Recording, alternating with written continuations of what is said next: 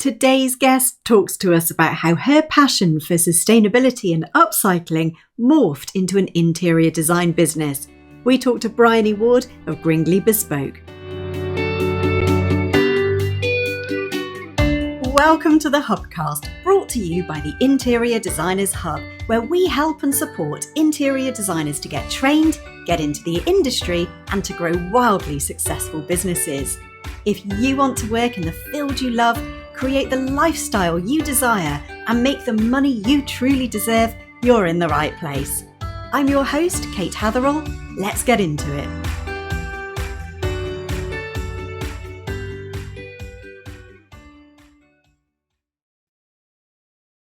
I am so excited to be joined today by Bryony Ward, and we're going to find out all about how she became an interior designer. Hi, Bryony, how are you? Hi, Kate. Good, thank you. Excited to be here. Amazing. Well, we're very excited to have you. So, Bryony, tell us a little bit about yourself and the business that you run. I run an interior design business called Gringley Bespoke. It's based up at the top point of Nottinghamshire.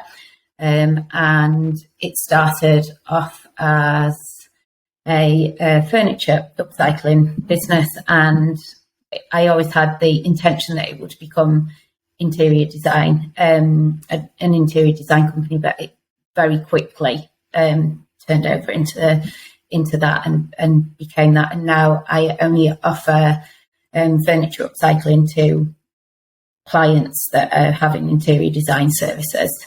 Amazing. Okay, so it's really developed since you began that journey of setting up your own business. Yes, which was about 3 years ago. Amazing. And do you just serve the local area, or do you serve, a broader sort of demographic? I mainly serve locally because I've got 2 young children, so I'm tied to the school runs and things like that. Yeah. But, I have done some projects further afield. And it works. It can work well. It's, a bit of both. For the right project, I'm willing to travel. Amazing. And have you always been an interior designer, or was this a career change for you? It was a career change. I trained as a fashion designer, and I studied fashion design at university and went into fashion design, and then stopped working for companies when I was pregnant and started up my own firm, and then quickly realised that working alongside having a child with my husband's working hours just wasn't going to be feasible. So I took a few years off and had a break and 2 children, and redesigned our house. We live in a cottage that was built in 1750, so wow, it was a lot of work, and we did all of that DIY, or the vast majority of it DIY. So just realised that that's where I had a passion for channeling my design interests. So. Amazing. And what made you go from, having enjoyed DIYing your own home to thinking, actually, this is something that I could do professionally? So I didn't really think I could do it professionally without retraining. I think I had it in my mind that in order to do something, I was going to need to have a qualification, or my clients weren't going to take me seriously. And when I was upcycling furniture, a friend offered me some furniture because she was moving house, and the current furniture wasn't going to suit, the antique furniture she had wasn't going to suit the new house she was moving into. And she wouldn't take any money for it. So instead I invited her to my house. I was having a get together with the friend that had introduced us, and she fell in love with our house and just said, I'd love you to help me to do our new house. And so it was an opportunity just not to be missed. So that actually paid for me to do a course in interior design, and I just went from one job to another, and I worked the whole way through doing a course. But instead of going back to university, I just decided to do the job that I could do alongside already starting Gringley Bespoke. Amazing. And so how did you feel kind of being given that opportunity from somebody? Obviously, you said you wanted to kind of, it was an opportunity that you couldn't miss, but did you have sort of a sense of trepidation before you went in to do that? Absolutely, yes. And the idea that somebody else's home and was sort of in what I felt like were amateur hands at that time, I thought it was really a leap of faith for them to be trusting me with it. But then I've always had the belief that if somebody else can do it, why can't you do it? So I just... Absolutely. And so there was that kind of... And that element of kind of learning on the job and sort of finding out as you go along seems to kind of be the way that you did that. Yeah, and I think doing both alongside each other, I've always loved reading interior design books, and I'd already done quite a lot of learning without knowing that I had, I suppose. And lots of the skills that I'd learned for fashion design were transferable, about colours and things like that. So amazing. And I think we've actually had a few fashion designers on the Hubcast. Funnily enough, it seems to be quite a sort of natural journey for some people. So what sorts of skills do you think from fashion design you were able to bring across into interior design? So I majored in knitwear design. I was a knitwear designer. And so a really strong sense of colour was always important with knitwear. I worked for Island Scott at one point, and I was having to notice minuscule differences between the different colour batches that would be then a whole range of jumpers and things like that. So how important even small changes in colour could make that was something that I already knew the value of that. And shape and form and working in a team and working with people as well. I don't think that you can really emphasize enough how much it matters to be able to work alongside other people. And all of my jobs in the fashion industry have been as part of a team. Absolutely. And I think, we focus on those transferable skills that are design related, like you say, your awareness of colour and shape and form and things. But actually, a lot of the time, it's those kind of what we call soft skills that are really important. The ability to work with people, the ability to manage people, to negotiate things, all of that kind of stuff that's really important as well. Yeah, absolutely. And did you feel that you had kind of the business skills that you needed, or was that something else that you had to learn in addition to sort of the interior design? Yeah, it was something else that I definitely needed to learn. I did a bookkeeping course before starting Gringley Bespoke, and I'd done business to A-level, but learning it on paper and knowing what a cash cow is and things like that just doesn't really transfer to running your own interior design business and understanding all of the organisation, the how to do the business side of things, what will make a business profitable. I was in the really fortunate position, I think, I hadn't earned a wage for a number of years while I was bringing the kids up, so anything that I earned was a bonus. Yeah. And I was lucky that I always did break even and earn. I only spent what I'd earned, and that's why I wanted to do up the furniture to do a course in interior design. But yeah, I think regardless, there is money to be made in interior design. It's just going to sometimes focus your energies more if you do need to pay the bills. And I think in some ways my business might have grown quicker, sooner, if I'd have had those pressures. That's really interesting. But it wasn't detrimental to me. No, not at all. And as you say, you were able to kind of take it at your own pace. But, you've got there in whichever way, was right for you, in amongst, your other commitments and bringing up your family as well. And how do you find that now? Having the business, which obviously is now interior design, less of the upcycling. Is it kind of the business that you'd hoped it would be?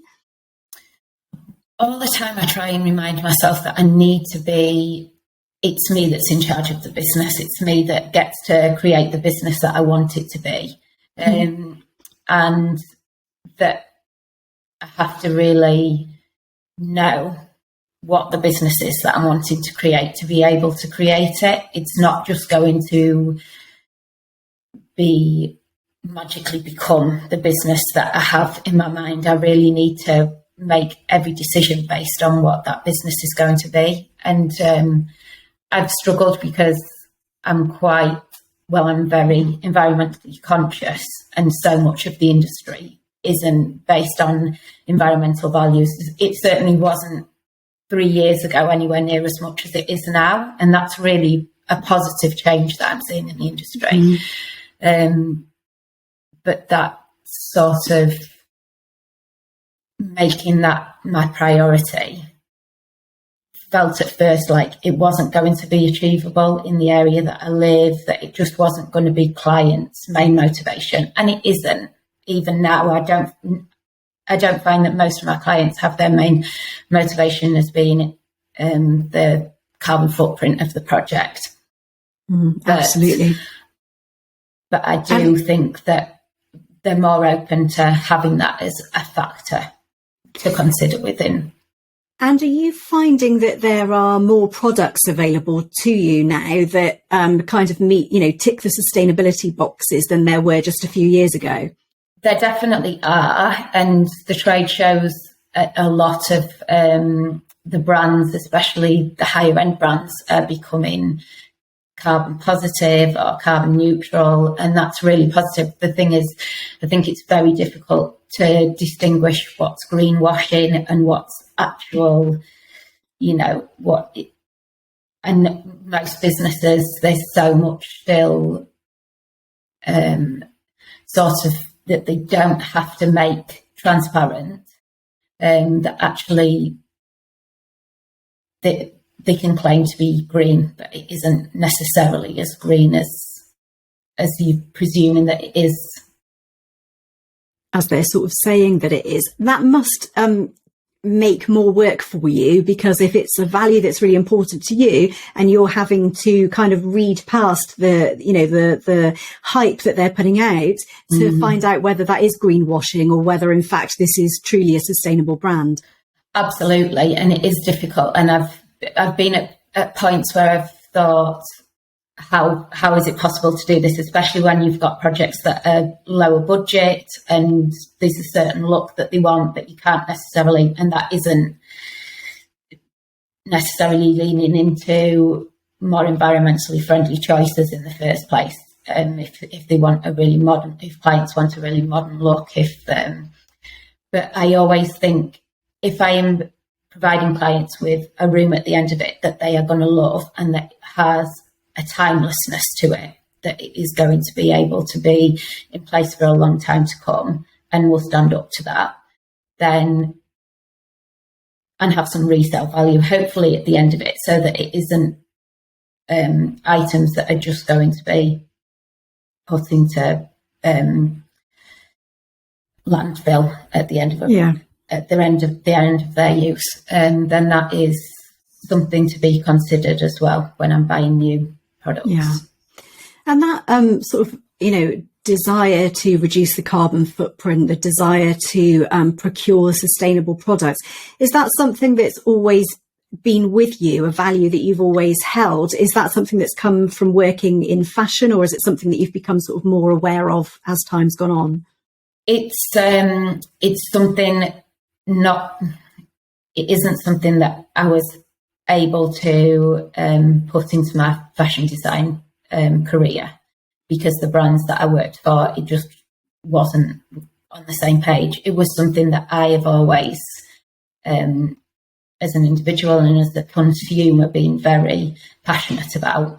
And I just thought, if I'm building a business, then it's going to make me want to work hard for the business, and if it involves all of the values that I hold dearest to me in my personal life. And so yeah, it was a bit of a no-brainer in that respect, but it did actually, I did find it hard to marry up the two values at first.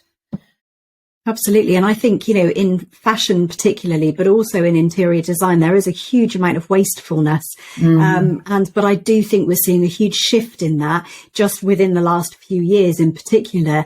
And you think of even, big brands like IKEA that are asking you to bring back products that they can sell on again. There's a real movement to make interiors more sustainable. But I also love what you said about making interiors timeless so that people don't want to be, swapping things out regularly. And it is about creating that enduring style, isn't it? Yeah, absolutely. And I always like to really get clients to a point where they understand what they want personally. Every interior should be different. It all should be based about what they want, because then if it's truly them, that it's expressing their family, their needs, their wants, and it's not just because they've seen it on Instagram recently and they think that that's the look that they should be putting into their homes. And I think that is going to be what they still love 5, 10, 15 years down the line.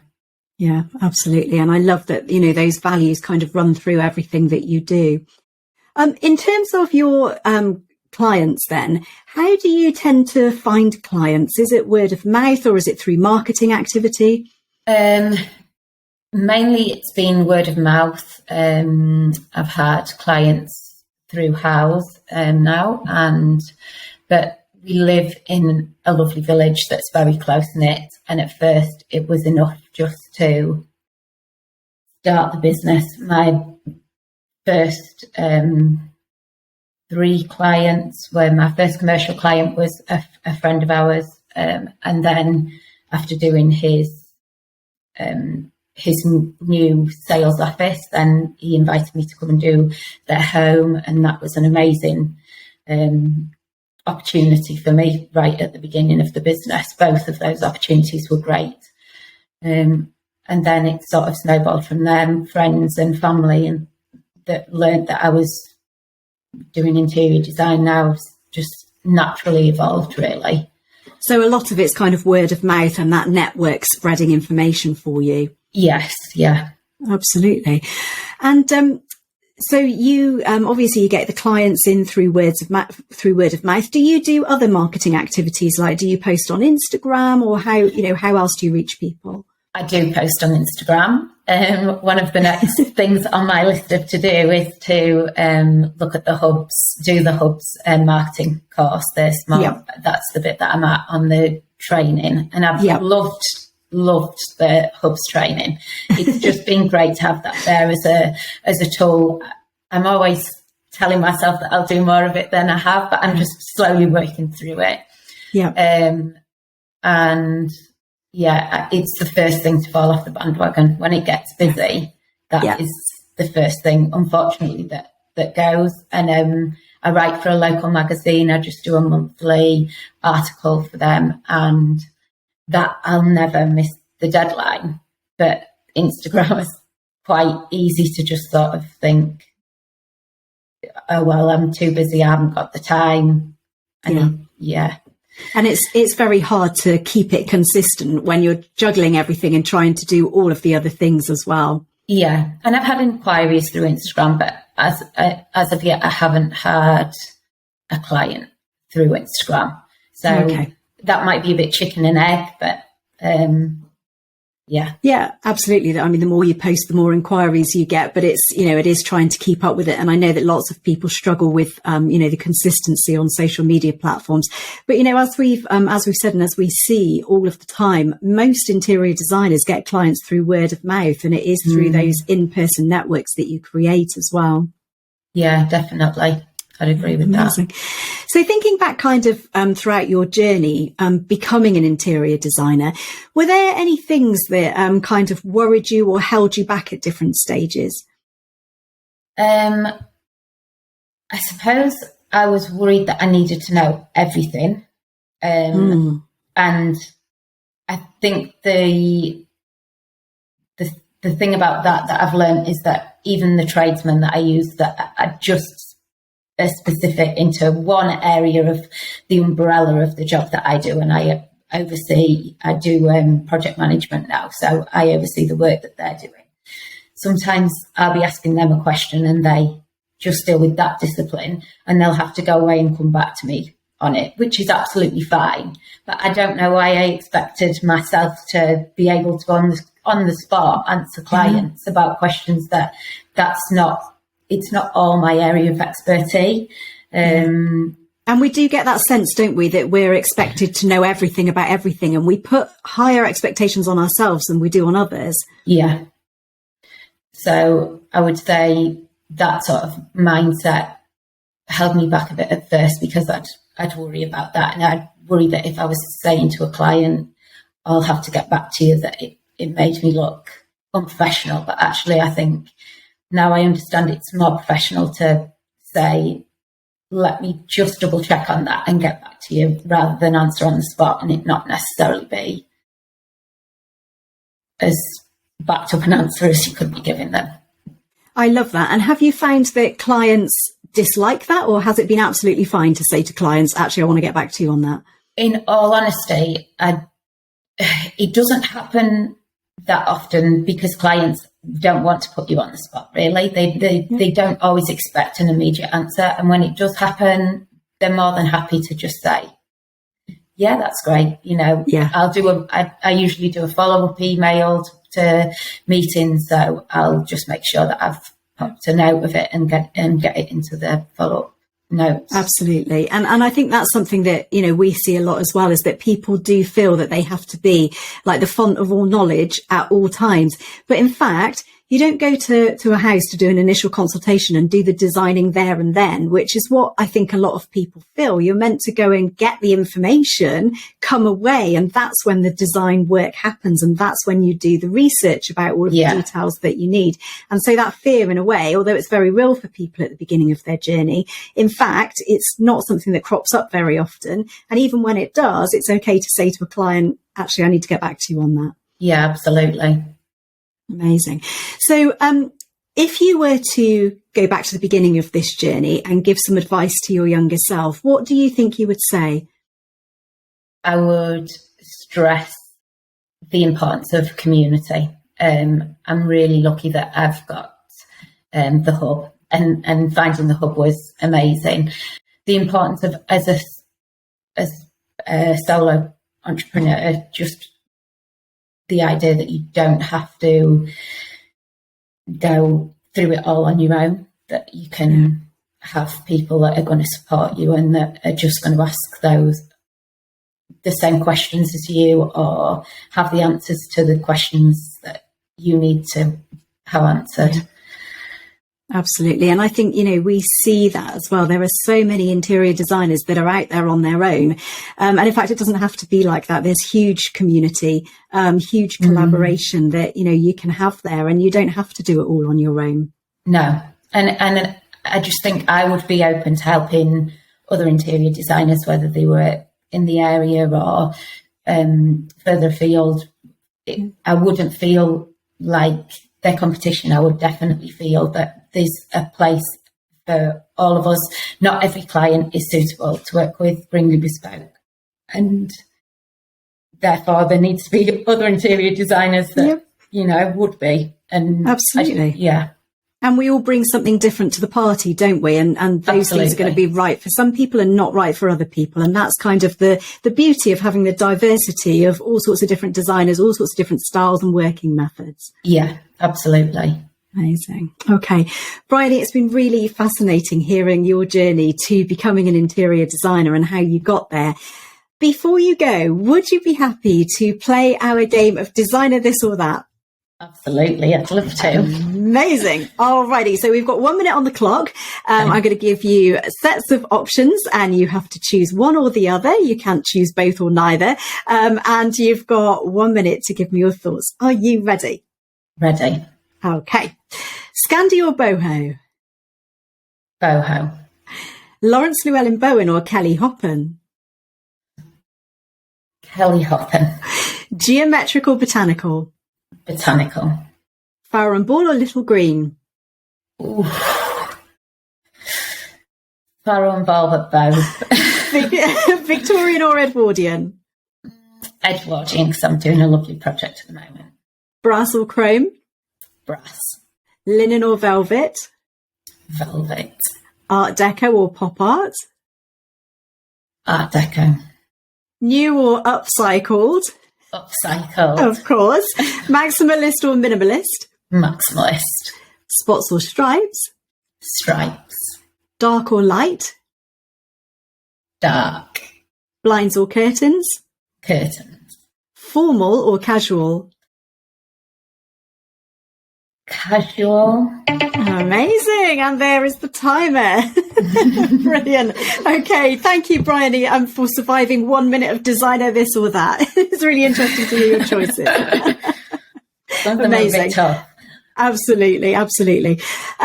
Bryony, thank you so much for joining us here today. As I said, it's been really interesting hearing your journey. And I know that, lots of designers will take huge value from hearing about how you've got to where you are today. If anybody would like to get in touch with you, how can they find you? Instagram, Gringley Bespoke, at Gringley Bespoke, or through the website, which has got my email and everything on, and phone number. So it's www.gringleybespoke.co.uk. Amazing. Fantastic. Okay. So if anybody wants to get in touch, that's how you can get in touch with Bryony and find out more about her design work there as well. Bryony, thank you so much for joining us today. We really appreciate it. Thanks for having me, Kate. Thank you for tuning into Hubcast by the Interior Designers Hub. If you've enjoyed this podcast, please take a screenshot and share it to Facebook, Instagram, or your favourite social media channel. Make sure to tag me in at Interior Designers Hub and let me know what you enjoyed about this episode. I reply to each and every comment. I'd also like to offer you an incredible free gift, which is going to show you the exact roadmap that you need to take to become a wildly successful interior designer. It shares our secrets to business success. If you'd like to get your hands on that, head on over to interiordesignershub.co.uk/roadmap right now. Thanks so much for listening, and I'll see you next time.